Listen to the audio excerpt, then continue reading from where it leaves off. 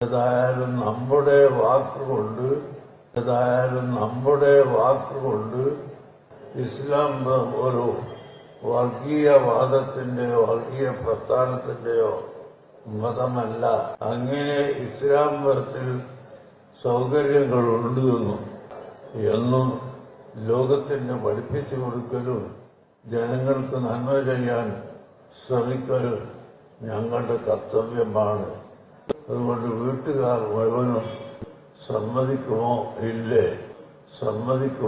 ഇല്ലേ എന്ന ചർച്ചയിലാണ് ഇപ്പോൾ അവിടെ ഉള്ളത് എന്ന നിലക്കാണ് ഞാൻ വിഷയത്തിൽ ഇടപെട്ടിട്ടുള്ളത്.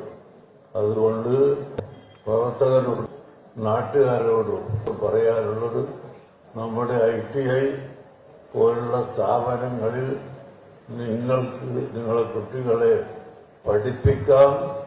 തീർച്ചയായും അവർ പഠിക്കുകയും വിജയിക്കുകയും കഴിഞ്ഞ കാലത്ത് ജോലി സമ്പാദിച്ചതുപോലെ ഇനിയും ജോലി സമ്പാദിക്കാൻ കഴിയുകയും ചെയ്യുമെന്ന്.